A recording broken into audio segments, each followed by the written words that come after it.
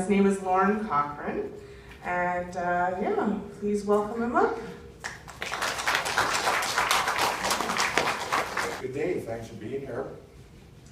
I was excited to hear there was a seminar on lung cancer in specific, and I never got that opportunity when I was diagnosed, so I'll give an introduction with myself. Like you know, my name is Lorne Cochrane, I'm 56, and I'm actually a lung cancer survivor. I came here in June of 2012, and they had a educational seminar on cancer in general, and living with cancer, a lot of stats, lots of information, and it was a full house. And when it was all said and done, I left, and I was a little overwhelmed, but I never got the answers about lung cancer, you know, about the disease that we have. So a month ago or so, I seen the notice up in front of the reception, and it said seminar on lung cancer. Well, I've been a member here now for almost 4 years, and I thought, hey, I'd like to share my story with you. So it starts back in late 2011. My twin brother Lloyd is here, and he was diagnosed with stage 1 lung cancer. And February 1st of 2012, he had a lower lobectomy, like some of you guys have had. They cut the bottom of his lung out. And it went good, and then they said, you know, go home, and he's still cancer-free. So this has been 4 years. Ironically, on the same day, my mother had passed away from lung cancer. She wasn't healthy enough to go for treatment, so she just took radiation, and she lasted 4 years and 7 months. We didn't tell her about Lloyd's lung cancer. And Lloyd didn't tell anybody. The only body that knew was his wife and him. His son's here. He never knew. And my wife and I. So there's 4 of us in the world other than doctors that knew. And even after his operation, he didn't want to tell anybody. It was a stigma. Oh, he's got cancer. Lung cancer. Oh, he's a smoker. He deserves to die. Or he deserves to get cancer. Or something like that. That's stigma. And we got to break that stigma. And it's like the old days, if you had HIV or something like that, you were stigmatized. That's not the way it's supposed to be. So, because of the history of cancer, and it goes deep and wide on both sides of my mom and dad's side. 2 non-smokers, my aunties, died of lung cancer. And because of the history and whatever, being a twin brother, I decided to go for physical. A week after my physical, I went to the doctor and he said, Lorne, you got a lesion in your left lung. You're gonna go to another doctor and have a biopsy done. So I head off to Royal Alex and get my biopsy done. It's the same doctor that had operated my brother. So it was a little weird when you seen us both together, but anyways, after my biopsy, I knew I had to go back and see him and find out the results. And I just assumed that being a twin that had the bottom of the lung cut out, I'd be good to go. So I'm waiting for him to tell me that, and he says, Lorne, we can't operate it. You can't do surgery on you. It's too advanced. So my wife says, well, doc, what stage is Lorne at? And he said, advanced stage 4. Well, that's that jaw-dropping moment that I'm sure that you guys have gone through. Any type of cancer is a shock. So he referred me to the Cross for palliative treatment. So I come down here and I sit down with my oncologist, my wife and brother are with me. And he says, Lorne, your prognosis is not good. He says, you got multiple tumors, they spread to both lungs, they spread to your right adrenal gland, your right kidney. There's a spot in your pancreas.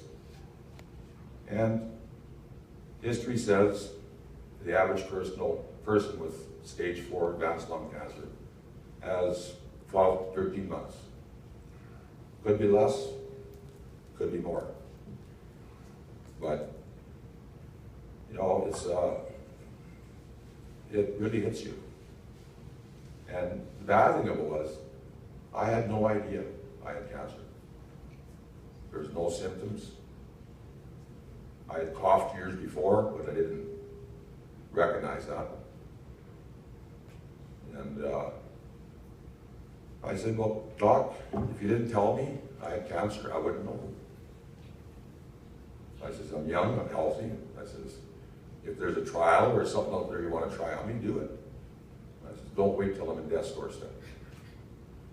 And I went through this chemo treatment like Dr. Sanga showed you. They got so much artillery they can use. And after the carboplatin and then the pemetrexed, they realized that my tumors were coming back and they weren't going away. They were getting worse. So he basically said, you may as well go home, make the best of your time, and and live. So I did that. I went home, and I carried on living. I'm always busy during the day, like to stay busy. And my daughter and grandkids, we all lived in the same area. Anyways, so carried on life, done a lot of golfing, and my 54th birthday was coming up. So my wife and daughter decided to get a surprise birthday. And everybody was, there was no illusions, this was Laura's last birthday. So good family and friends showed up. And it was emotional. And later on, I decided, well, I should get up and thank everybody for this. And I did that. But it turned up to my own personal eulogy. And that's unique, Like, how many times do you go to your own eulogies? But I carried on life, and I lived. I didn't worry about dying because I didn't feel like I was dying. I didn't give up hope, and I figured if I'm going to die, I know I'm going to be dying. So don't think that way. Just keep living. And shortly after my birthday, I got a call from the Cross. There was a new trial coming down the pipeline, and they were looking for 273 people worldwide. Think of the odds. So I did 3 weeks of testing, and I qualified. And it's that immunology that they talk about, the nivolumab. You might have seen that commercial on TV in the States, CNN or whatever, Opdivo. Gives you more time. I don't know if it's a cure, but hey, I'll take it any day. And it's approved in the States now, and hopefully it's coming here. And it's been 25 months, over 25 months now. I get my treatments every 2 weeks. It's 1 hour, and within 15 weeks, my tumors were gone. I had a massive one here, some pretty good sized ones here, and other spots. All my lymph nodes were lit up. And like they were talking about that PET scan, shows a yellow spot on that silhouette picture that comes up. And I had, my first one was 12 spots in my lung, 6 in my abdomen. And at the end of my chemo, my whole body, the whole abdomen from here to here was pure yellow. I went, wow, I'm out of here. And, but I never gave up hope. And the facility here is incredible. They're on a leading edge, like Dr. Sanga said. The Cross is ahead of its field. Now, whether you all qualify for these new things, we don't know. But they're making breakthroughs, like it seems like almost every day. And live today, live tomorrow, and have faith and hope that, you know, good things will come our way. And that's for all cancers.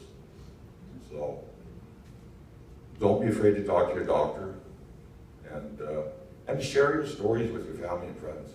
I found that the more you talk about our disease, the easier it was to live with it, and easier for people around you. And it takes it off your mind less, because that's one of the overpowering things about this disease is at the beginning it's always on your mind. And the more you can stop thinking about it, the better life is. And I'm really happy to see the presentation today, because I learned stuff today that I had no idea about. And I've been a member here for almost 4 years, so I really appreciate you guys coming here and being part of this. Thank you.